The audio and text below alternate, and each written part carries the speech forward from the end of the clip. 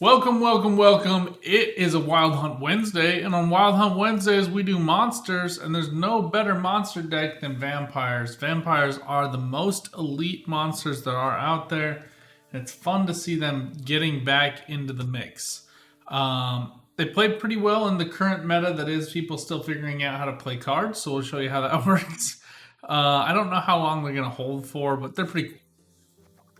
Unseen Elder is bonkers fun, really good engine value, and pretty cool. One tweak I would make here: add Crystal Skull, gives you some protection for Dettlaff and for Unseen Elder. Crimson Curse is pretty good. Honestly, if you're going to clip anything, I might clip that. But Dettlaff is really good. You just need to remember there has to be bleeding on the unit to do the 1 damage, and you want to set up those death blows with him to get the 3-point Ekimaras. So even though you're losing out on the bleed value, you are getting it back in Ekimaras, which are extra vampires, which give you more bleed duration with Oriana, which gives you more bleed duration on top of the Armored Arrakis bleed duration. This is kind of like the one non-vampire card. And then you just play Proto-Flater on top of that for a massive point slam. Really like how he plays now. I like it a lot more than how it was previously. Karen Thier gets a good grab on Oriana. People are pretty familiar with that, but I played against the deck using it on Unseen Elder and got slapped hard. So that's actually the way you should play it. Queen of the Night is nice Purify for defensive or to get around defenders. So she actually comes in for pretty good value. Gale is a little bit clunky at times, but the death blow bleed damage combo in a long round against a big unit like Donamir can be exceptionally helpful. Necrots are phenomenal engines for you. Garkians are good engines. Bruxas are good Thrive engines. And then Plumard's in here because he's a vampire. Kind of hate him. Not gonna lie. But you can get good value if you get the Bonded Apple. Alp gives you 6 bleeding, which is what you get out of Plumard combined. So Alp just a little bit better. Plumard's just coming down for 4 points onto the board. But I do like that Alp gives you the 3 bleed up front plus a 3 bleed on order. So you can get 2 different units with bleed on them. Really good for Oriana. Really good for Crimson Curse. Even better with Unseen Elder, as you will see. But let's jump into a game, show you guys how this works.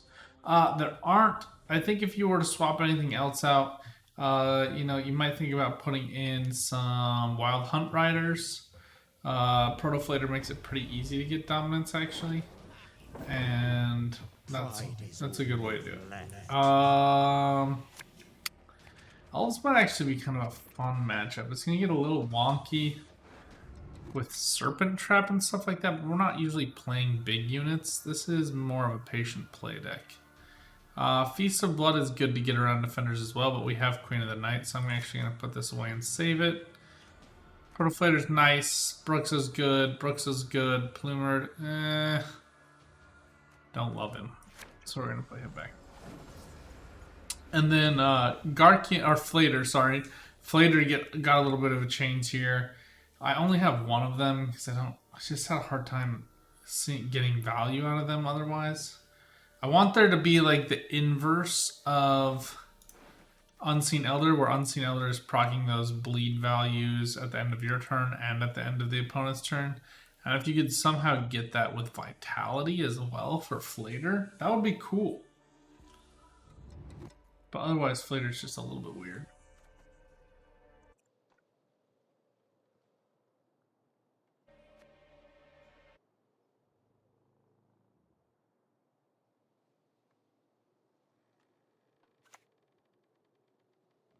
Ooh, saying hi with my green screen. Oh, just checking to see what my delay is on Twitch. Not bad. Okay, we're doing all right.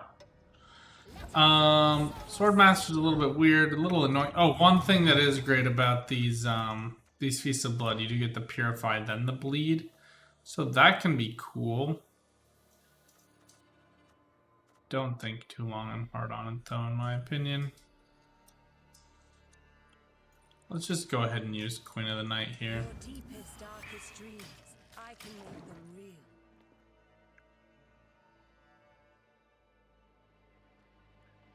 Come on, roll them high.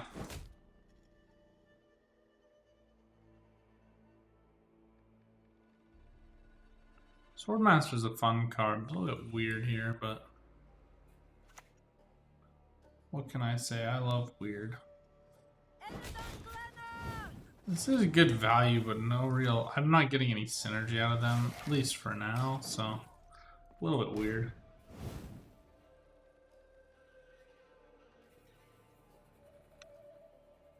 I love when my Bruxes get damaged.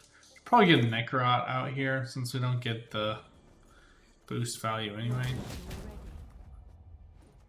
I don't know. Bothana Bowmen are interesting, but kind of a weird pairing here.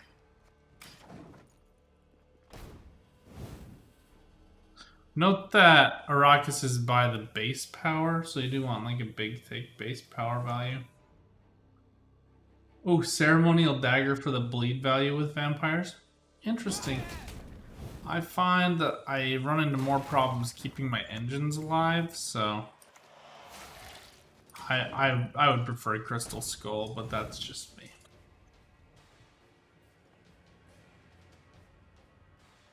I think they're just trying to get up to the bonded damage here is pretty cool.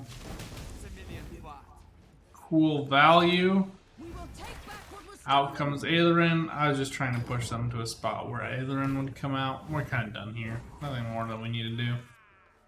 Aetherin's just good tempo value, right? So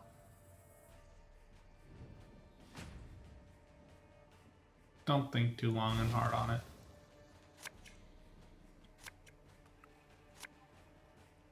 There's Oriana, looking for Unseen Elder. We probably definitely don't need Feast of Blood anymore. Garkian's a good engine, but not great.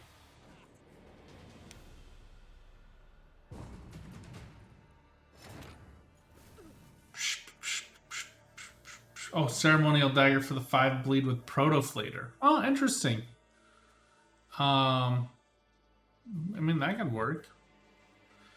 If I'm going to get rid of anything here, it's going to be... Well, I mean, Flater, I guess, gets some value. Let's just dump Bruxa. Kind of annoying to get her Thrive triggers after a certain point with vampires anyway. Protoflater will get you up there. Arrakis is a 6, so like once we get to 6, it's dumb. Detlef is also 6, by the way. So she's just a vampire. She's cheap. It's easy to get 6 points of value out of her. Often 7 points of value out of her. So she procs those 2 bleed. Anyway, she's nice. Looking for Detlef or Catachan here, or Naglfar. Gale I'd take, but not my favorite.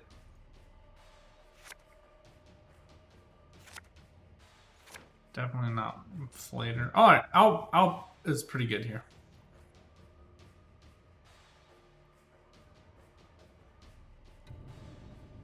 Gotta wonder if they're running a devotion deck or not. We'll find out. I'm just gonna start with Flater. And we'll put Oriana and Unseen Elder onto ranged. It's just like the creepiest little card, man. Creepy dude!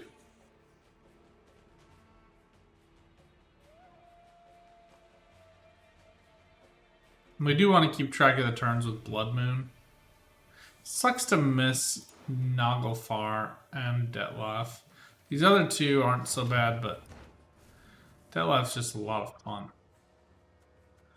Alright, Cave Troll gives us 4 armor, so I'm thinking we're just going to take the hit with him. Caranthir is another way of getting around some of these traps. But predictably it was an incinerating trap. But Caranthir will take the damage, and then the spawned unit, which is the Unseen Elder here, doesn't really take any, so that works out well. Alright,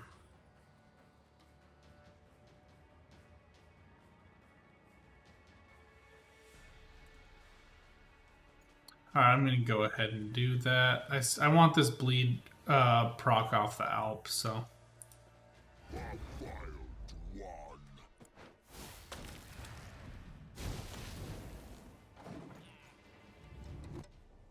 Yeah, whenever I see people play Incinerating Trap, I know they haven't played traps much, just because Incinerating Traps are so easy to play around. They very rarely find great value.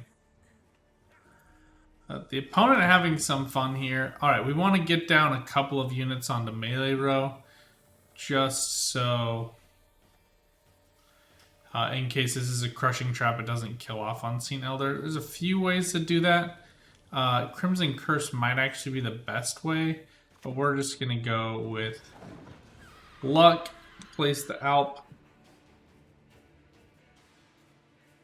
And pray that luck is on our side.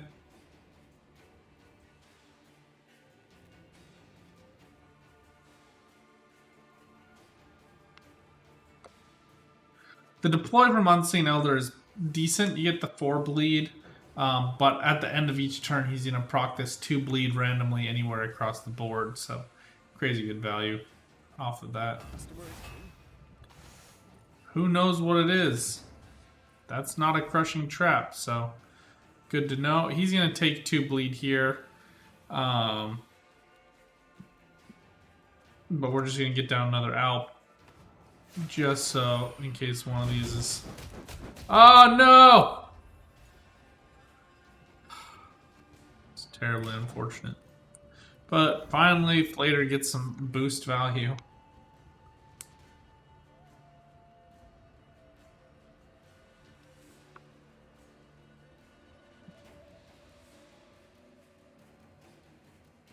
Pitfall Trap worked really well there against Unseen Elder. Does 6 random damage, so on the spring, so it might have actually been better here for them just to hold the spring.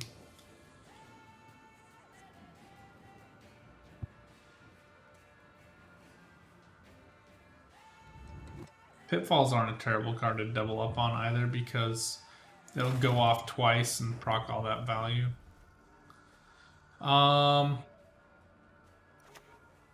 Infernal Zeal likes to go melee, so we're just gonna proc it here.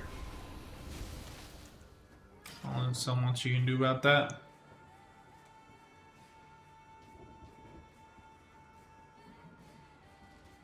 This might be a crushing trap and kill off both of our Alps, which is unfortunate. We could have thrown up a whole bunch of bleed value onto Ibeer and then taken that value back with Protoflater. So we'll see. There it is.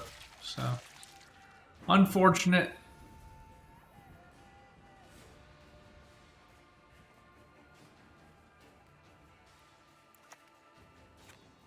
I mean, we throw up the bleed with Oriana. Psh. Just gonna go for Armored Arrakis here.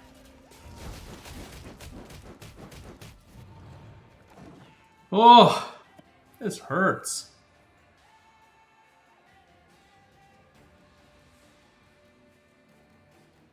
I was talking earlier on stream about how Scoia'tael is my delayed gratification for the week. I do think that if you play this correctly, you can get insane value. Alright, finally. Now these go for 3 turns, so I just want to get that going right away.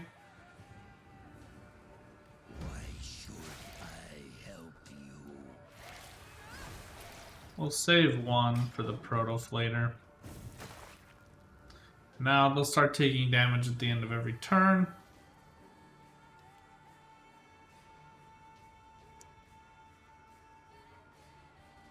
But Eldain in a Devotion deck will convert all of these to Deadeyes. 18 points of Deadeyes off of an Eldain. Pretty nuts.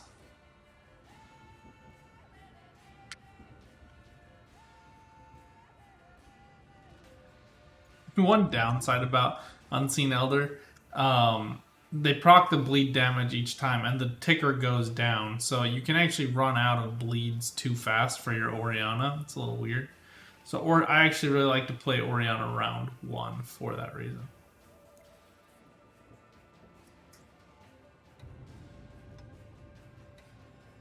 Also kind of cancels out the Protoflater. An ill wind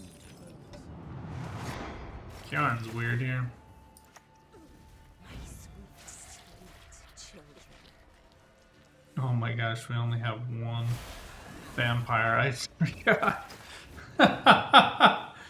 Oh, not great. Not great.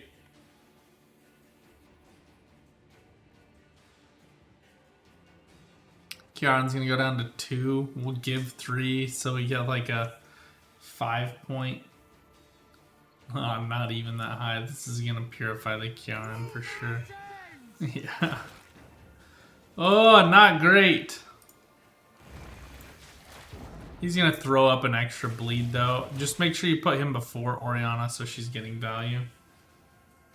If this is Eldain, it's going to be just shy of enough points though. So even though the opponent played pretty well... Oh, I forgot they have leader ability. Wow. Time for you to die, Dwan. Ooh, Gezrus is an interesting play here. Go to melee and then come back for the boost. Almost, but the bleed value cancels that out. Yeah, I think I would have rather seen Eldain and Isengrim there. Personally. Every time I've played against Scoia'tael decks, I think to myself, you clearly haven't played much Scoia'tael. I know that's somewhat condescending, but I do think that Traps is really cool and Traps can play really well, but you gotta know how to play it. I don't know how much value you really get out of Eorvith though. I think Eorvith with Ibeer plays really well, but when you replay the trap, you don't get the value like you do out of Eldain. Because you're replaying that same. I mean, even if you take that trap back and play a different trap, you're replaying that same trap twice, as opposed to Ibeer getting an extra copy of a trap that's getting converted is pretty bonkers. I'd love to see Joanna get something similar, right? A rework that is befitting of a master smith. There'll be nothing to pick up when I'm done with you. Color blending is better in some scenes than other, I'm finding with this green screen. No idea how to get that perfect. If you guys have tips or tricks, let me know. Royal Inspiration is the leader ability to go with. If you watch my video on Tuesday, or if you're watching on stream, watch my YouTube that came out today, you'll know that it is quite nice. Let's see. Let's just see if we can dig out something here that fits a little bit better. We might just start with Bruxa, to be honest. We get 2 of these Necrots, so.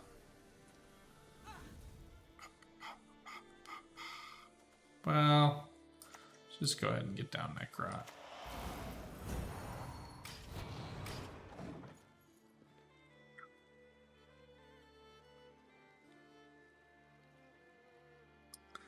Stacks on stacks on stacks. I'm playing Dunbanner though, like you don't care at all. Carrick Frigate's weird. I don't understand that at all. Let's just go for Bruxa here.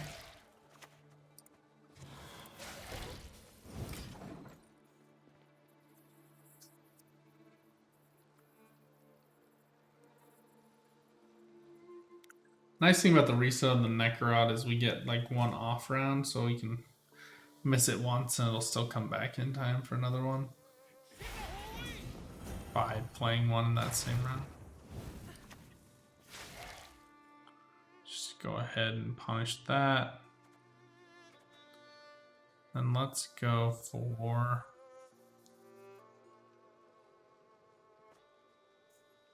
Actually kind of like Gale here. Not a ton of value off of him there, but we do get to clear off the soldier and force... You know, if you've ever played Carrick Frigates, you know that you hate when people keep removing the crew pocket. So you just have to play cards that you don't want to play there.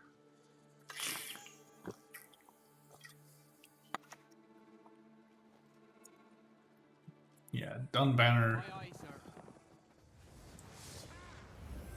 is good value. A little bit clunky and weird here in my opinion. And we're just going to go for Blood Moon here, actually. I guess he's not there yet. Let's wait. Let's go for Flater.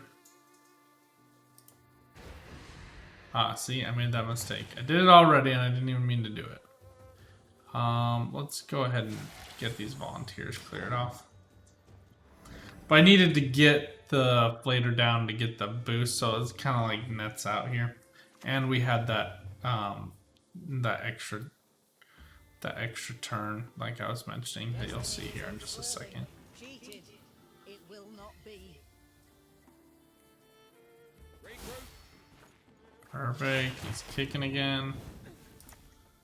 So we're just gonna set up Blood Moon here. We get the Akimaras. Start proccing the bleeds, and then like I said, I like Oriana round 1. So this is working out pretty well for us. Being on blue coin, it does give me a little bit of heebie-jeebies against Northern Realms without having some like pure clean removal, but that's okay. And you'll see the Blue Stripe Scout come down.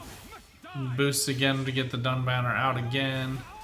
Cool. So much value, and then you start taking damage from the Blood Moons, so you gotta ask yourself, is that really what you wanted? And then we're keeping this tight enough with Necrot that we can still let this go. It doesn't have any passive engines, so we're just gonna pull out another one.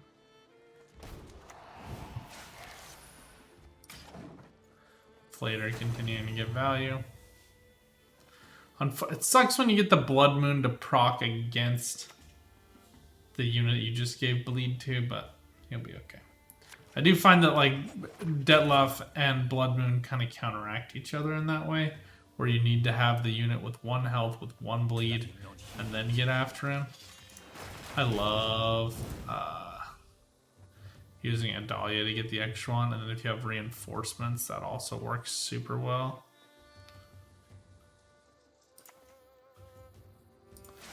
We're just going to go for Detlef here. Place him between these 2 vampires. Get Blood Moon for 3 turns up on the ranged row. Start spreading around some more bleeds.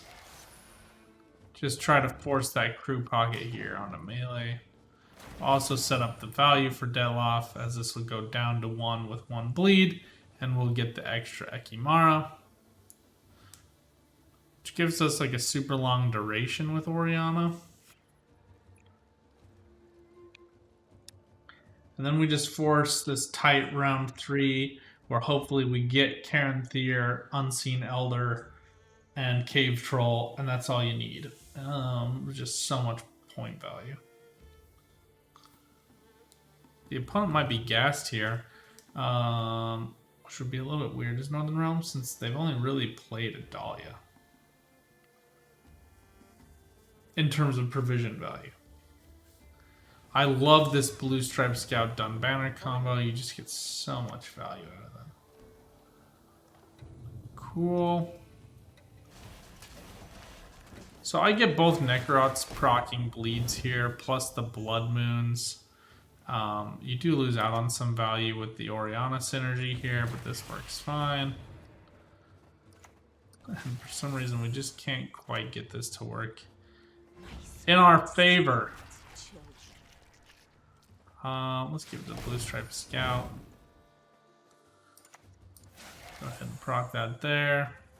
And here you see what I'm talking about, though, with Flater, where it just gets ridiculous. Like, I guess he's probably fun in a mirror, but that's about it. And you see the Blood Moon. It did kill it off this time, and I'm okay with it on this specific instance. Especially since Dun Banner will go down to 1. But it's just annoying. Armored Arrakis is really good to get this max bleed value with Protoflater, but right now I'm getting 11 points of boost onto Protoflater, so I'm not going to complain about that. And I could just stack this up with Necrot for immediate value. I do like the broad spread bleed. Yeah, so what we're going to basically, the angle of this play against Northern Realms is the way that I lost, which is you get Karen Thier with Unseen Elder to get 2 of them, And then they're gonna spawn out all these dun banners, and you're just gonna proc a bajillion bleeds against them. And yes, that's a technical term. Bajillion. I don't really care about Feast of Blood all that much, so I'll put that back. I like Alp better than Bruxa, and Plumard is actually more than 0 value. I'm really looking for Naglfar here, and or Karen Thier. So, but we're just gonna take the dry pass. I like long round 3 actually. Northern Realms is kind of surprised by that a lot of times, but I really like the tete-a-tete right now of the the lore meta isn't necessarily accurate, but I kind of like when like monsters beat Nilfgaard, Nilfgaard beats Northern Realms, Northern Realms beats Scoia'tael, Scoia'tael beats Novigrad Syndicate, but take what you can take. I mean, this is like 6 points of value, and he's 6 points of value. But I do have Protoplater, so it's a little bit better. Come on! Alright! Woo! Alright, no Cave Troll. So I don't have a way to protect him, but 2 games in a row missing Naglfar kind of sucks. That's alright. And Skellige beats everything, says Sutam. Yeah, okay, well, where did I strand out there? Novigrad beats... I don't get with Novigrad beating Skellige. And then what? Skellige comes back and beats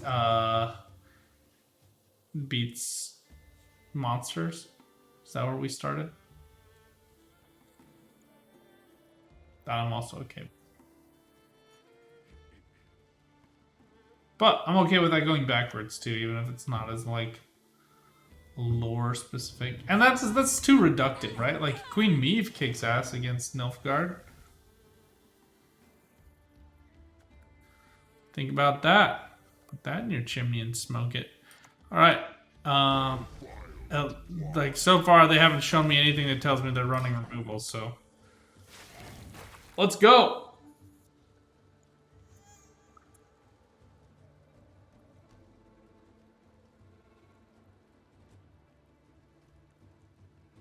Yeah, the most removal I've seen is from Vernon Roach.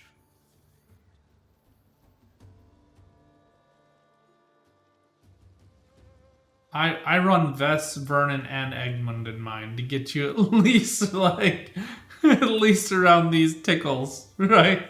And this is like a 1-point monster. He's got to get out Meve and get Meve boosted and keep her boosted.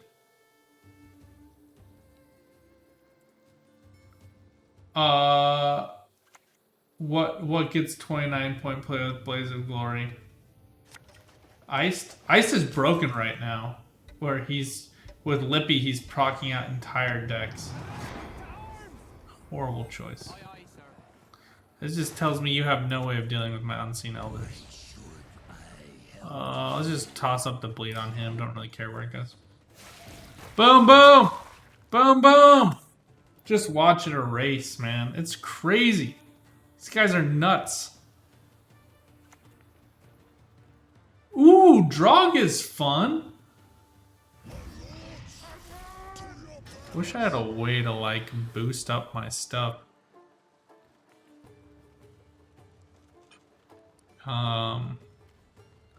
That not being the case.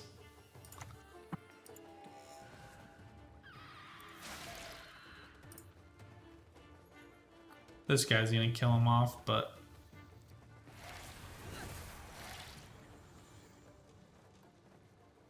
I'm not gonna waste it there. Maybe I should. Let's do it just to make sure that one dies. Alright, one of them is gonna die for sure right now, but this is like the most fun I've had in a while.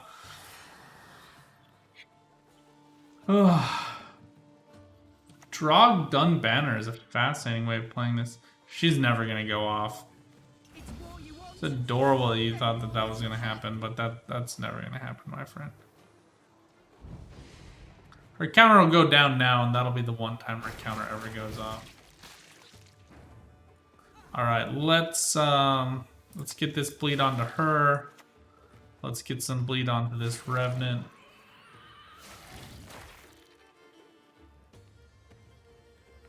So now the opponent has to kind of like juggle this Meave. These two Revenants. You only get so much time here. We'll start stacking as much bleed onto Meave as possible. But she's going to take bleed at the end of this turn and on my turn now, so... let's go ahead. Just go for Bloomer.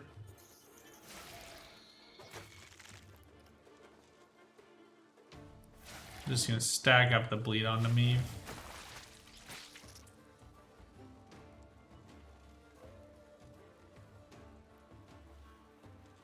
This game is actually weirdly super close at the present moment.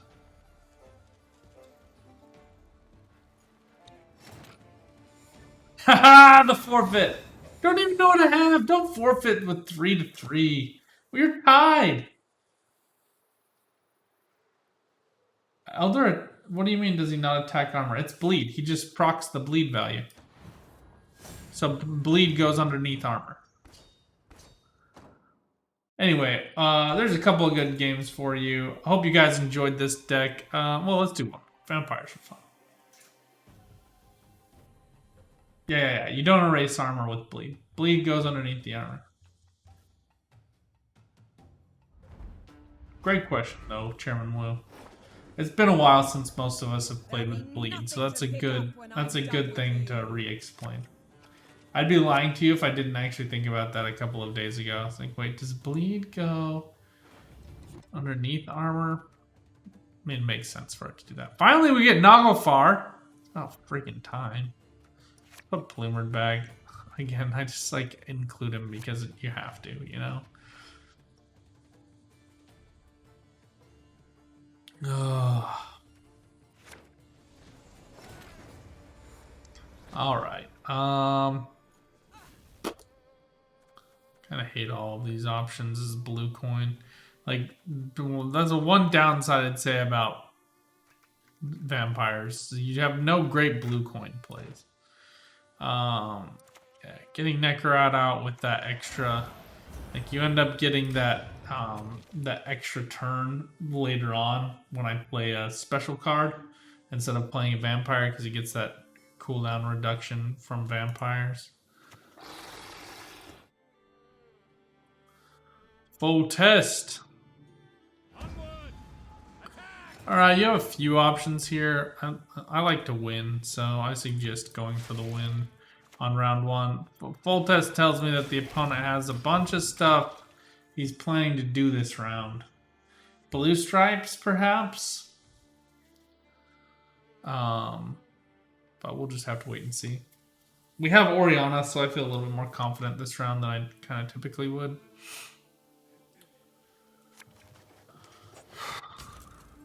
And I can proc a lot of bleed value onto him early and play out Protoflater if I want, but what my true goal here is to get him down and then to play Gale onto him.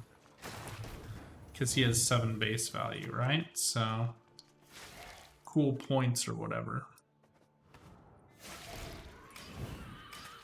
So we just have to wait till he gets down to 3 health and then we'll play Gale, and Gale will clean him up.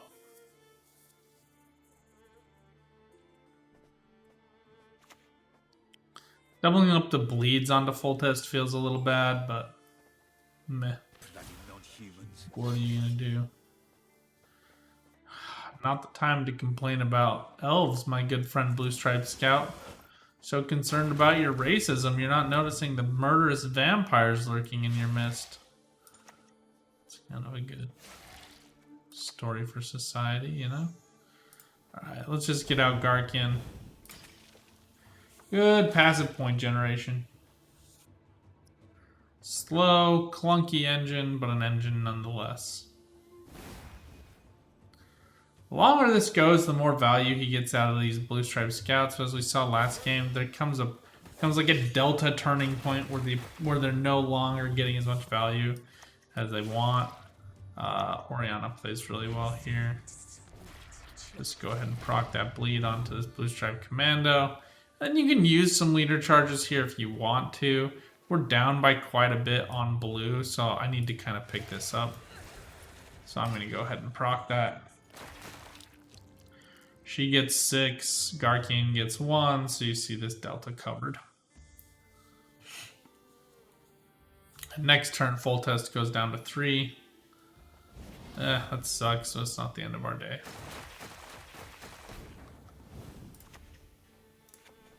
Let's go ahead and proc that bleed up here. Well, actually, let's get that on Blue Stripe Scout. Let's get him cleared off. Just get rid of the boost value out of full test, take the point value on the Gale.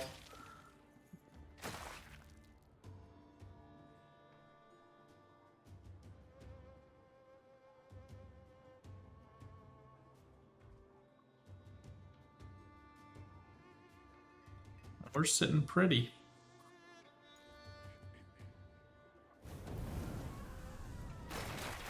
Not sure what the strategy there was. I like Queen of the Night, but I'll dump her here. But I think I'd rather go for Naglfar. There's a couple, like if I got Karen Thier and Detlef, I'd be kind of burned though. So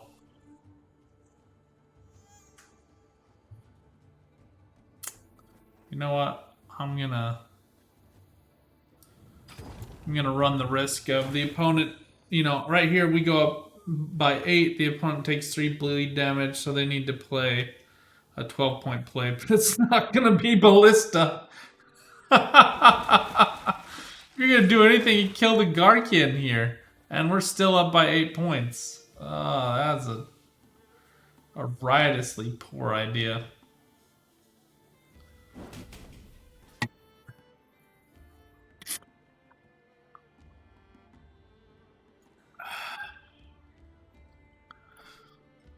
We need to get Karen Thier for me to sleep well tonight. This is still not enough points. Who needs math?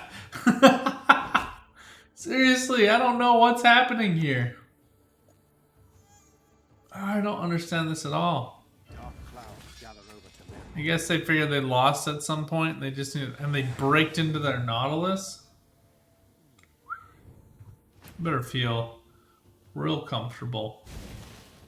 Buckle up, Buttercup. Ha ha! Oh man, I almost feel guilty. Except then I think about it and I don't.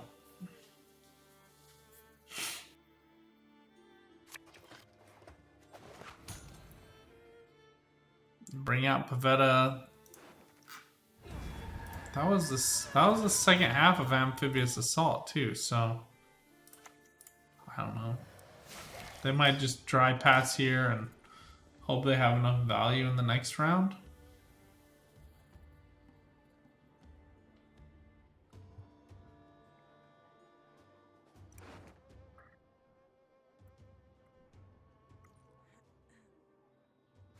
Probably go for Naglfar just so I can top deck a gold.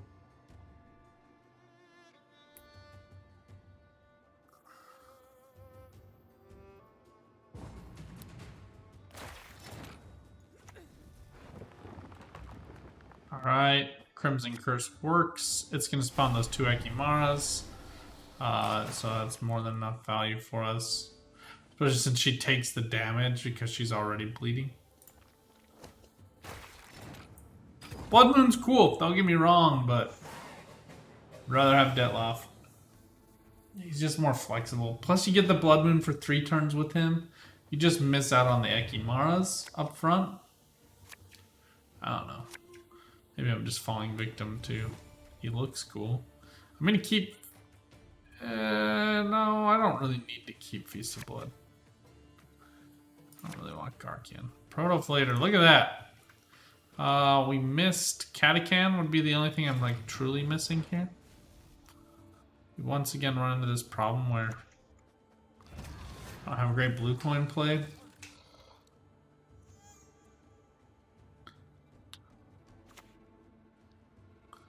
We can do it with Cave Troll, though. Alright, so they did the smart thing here, which is bet the odds that they'll get one of their commandos back. Oh, almost made a bad.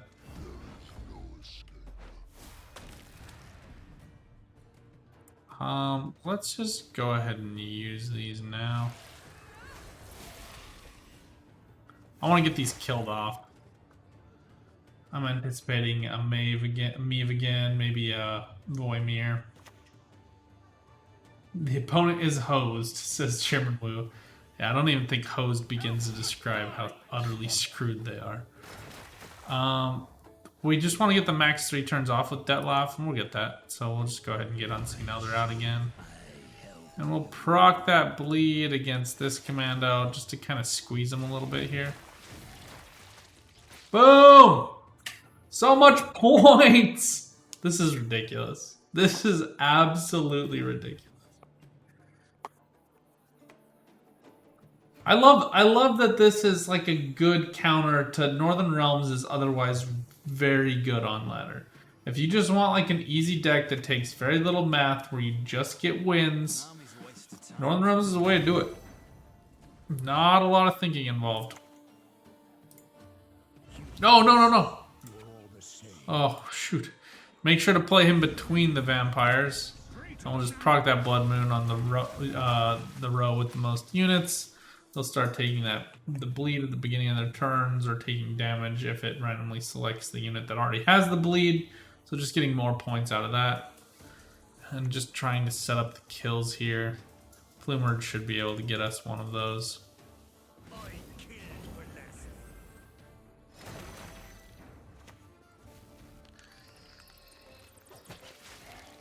So I'll set this one up, take this blue stripe commando, turn him into an Akimara. And then he'll take this one bleed here, hopefully. Come on, leave our friend. Okay, yeah, he stays. Oh my gosh, this is kind of genius.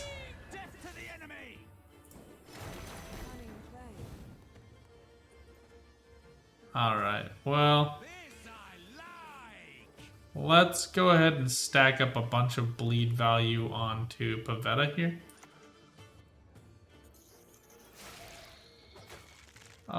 He can do 1 damage. There's no real reason to do that, but I will do it to Pavetta. Then we'll set up 4 more bleed onto her. I don't know. It's kind of rough to try to get these.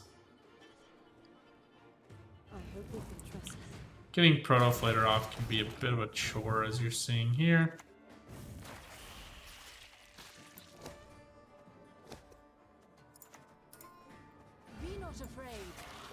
We'll set that up on Margarita. Opponent passes. Do.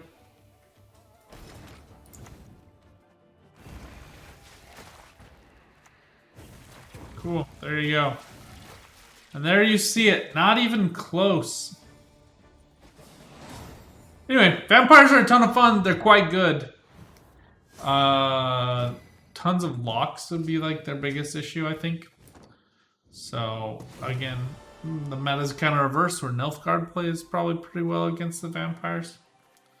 Well, the vampires playing pretty well against Northern Realms. So, kind of fun in that regard. Until next time, though, friends, if you're watching on YouTube, don't worry, there'll be more content. I've got a fun seasonal deck coming out for Nilfgaard tomorrow. Nilfgaard is king of seasonal once again, so although we're going to be bringing up some decks that'll be good on ladder, just play them on seasonal if you want to get the most wins for that faction. Enjoy monsters for the time being, quite good. Until next time, though, good luck on the path. Get out there, keep on Gwenting. Bye for now.